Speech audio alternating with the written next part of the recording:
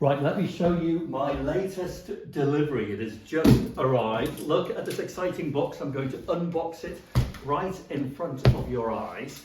Now, I know what's in here, but I haven't actually physically seen the item. So just get rid of this label. A very posh, terribly upmarket from an old client who sends me stuff on a regular basis to appraise and, of course, sell. I hope I'm not going to cut anything valuable.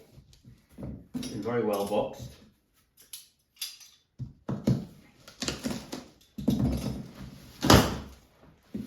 I hate it when they do this. Look, I mean, I know it's good packaging, but that really gets on my nerves. Anyway, then I'm going to make a complete mess here.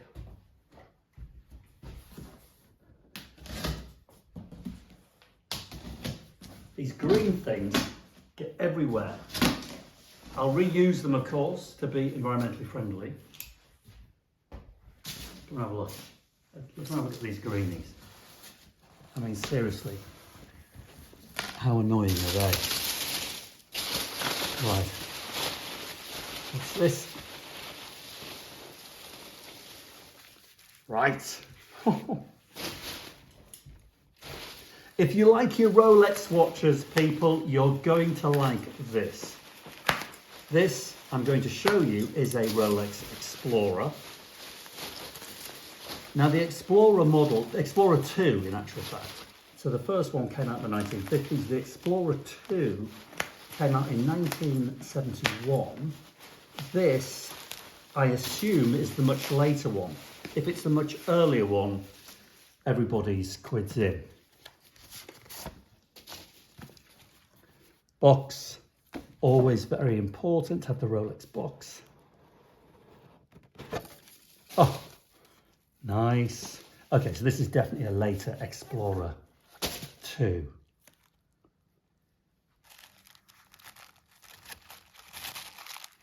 Oh my goodness me. Right. Let's just have a look at this. You've got the thin red hand. On the very early Explorer IIs, they had a big, thick orange hand, and it was referred to as the big arrow.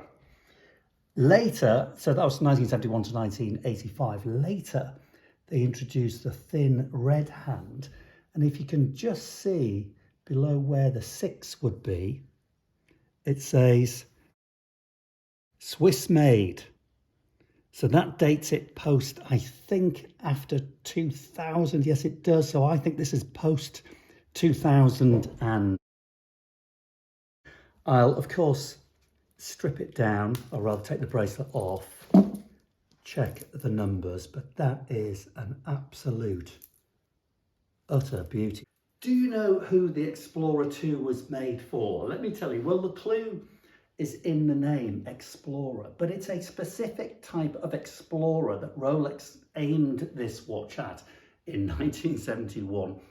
It was the cavers, people who explored down below, deep in the ground, also known as spelunkers. Yes, Rosie, spelunkers. Google it. That's what they are, people that spend days literally underground. And this is what this fixed red hand here is all about. You can't change it, but if it stays in the same location and moves at the same pace as the hands, you know whether it's day or night if you were spending days in the darkness underground. Now, of course, the truth is the vast majority, and I mean like 99.9% of people who bought the Spelunker Explorer II just wore it to go to work, but they did not look cool. So there you go. Have a look at the red hand. That's the sign of the Rolex II. And remember, the earlier one had the big orange hand. Actually, I've just noticed something. It says Swiss, doesn't say made. So this, in actual fact, is a 1990s watch. Isn't it gorgeous? Let me try that on. Now, these Rolex Explorer IIs, by the way, are much rarer than, say, the Rolex Submariner, because when they were introduced in 1972, they just didn't work. Good, very good original bracelet. So there's loads of links in there. You can take them out, make it smaller. So the Rolex Explorer II, with the 24-hour bezel, is much rarer than a Submariner. And these things, up until recent years, were languishing when it comes to value, but now they're beginning to take off. So the cute Rolex buyers out there know that the Explorer IIs are actually better value for money than the Submariners, and in fact rarer. So this I'll be selling, you know, it's 10,000 quid plus. How much plus? I don't know. I have to do a bit more research. Does it have paperwork? We've got a little bit of paperwork there. I'll check it out, date it and everything else, but it's an absolute little minter. So £10,000 plus, very nice. But let me show you this. Again, this is going to be the very first time I've seen it. I know what it is, and it's so posh, it's unbelievable. And it was made by Asprey. Yes, London Asprey. Should be here. And it's big. I wasn't expecting that. I'll check that out in a minute. This is what I want to find. So Asprey first came about. Oh my, I'm going to make an absolute mess. Oh, look at these green things.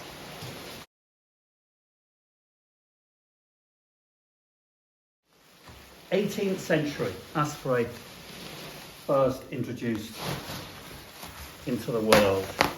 Really made it big time in the 1920s. So you think of that glamorous time, the Art Deco period, you think of Asprey. You had the money to go traveling around the world on a grand tour of Europe. You would take something like this. It's crocodile leather. It's earlier in the 20th century. It's Asprey. It is absolutely, I can just tell, drop dead gorgeous. Oh my gosh, right, okay, you've got a bow front there. So this is a suitcase made for traveling, but we've got the bow front. They're normally flat. Asprey crocodile leather, circa 1920s, 1930s. Let's have a look at the interior. Oh, this client of mine sends me just the most wonderful things. So velvet interior, keys, original keys. That is absolutely outrageous. Quilted to add a little more protection and support to your clothing. Little compartments. Now this thing, value-wise, what's it worth? Well, a brand new Asprey, because you can buy them today. I don't think you can get them in crocodile, but something equivalent would cost you loads of thousands of pounds. And I mean loads of thousands. An Asprey handbag in crocodile will be £10,000. So a vintage one like this, I'll research it, but you've got the rarity, I don't know. No, more than 1,000, 1,500, 2,000, something like that. So there you have it. Today's little haul just arrived. How gorgeous are they?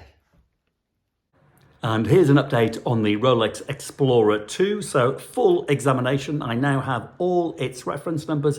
And in actual fact, I can date it to between 1985 and 1989. So it's even more vintage than I thought, making it so cool, it's painful. Thanks for watching, everybody. Cheerio.